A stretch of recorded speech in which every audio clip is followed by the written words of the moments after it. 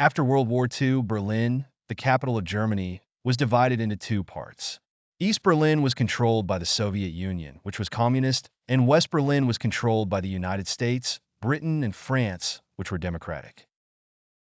People in East Berlin had fewer freedoms, such as limited access to news from the outside world, restrictions on what they could say about the government, and strict control over their daily lives.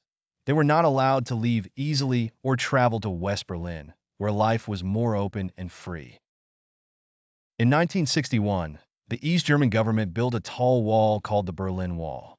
They built it to stop people from escaping from East Berlin to West Berlin, where life was freer and better. The wall was made of concrete and had guards with guns. It became a symbol of the division between the East, communist, and the West, democratic. People in East Berlin had to live under strict rules. They had little freedom, could not speak against the government, and had limited access to Western goods. Many families and friends were separated by the wall. People in East Berlin dreamed of freedom and a better life in the West. By the 1980s, people in East Berlin started to protest. They were tired of the strict rules and wanted more freedom. These protests were small at first, but they slowly began to grow. People were inspired by changes happening in other Eastern European countries. In the late 1980s, many countries in Eastern Europe, like Poland and Hungary, began to demand more freedom and rights. These countries started to make changes to their governments. This made people in East Berlin hope that things could change for them too. In 1989, more people in East Berlin joined the protests. They marched in the streets and chanted for freedom and the right to travel to the West. The government was under a lot of pressure as the protests grew larger and louder. They did not know how to handle the situation without causing more unrest.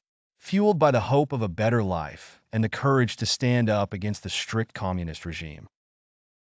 On November 9, 1989, an East German official said on TV that people could cross the border freely. He made a mistake by not saying it would start later. People thought they could cross right away. Thousands of people went to the Berlin Wall, asking to be let through. Crowds of East and West Berliners gathered at the wall. The border guards, confused and without clear orders, decided to open the gates. People from both sides started celebrating, hugging each other, and tearing down the wall with their hands and tools. It was a night full of joy and freedom.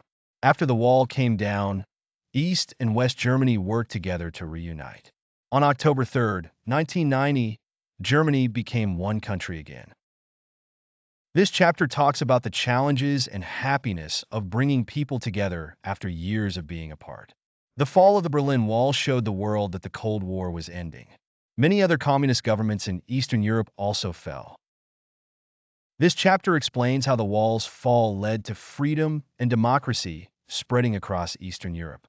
The final chapter shows how Europe changed after the fall of the Berlin Wall. Countries in Eastern and Western Europe began working together more closely for peace and progress.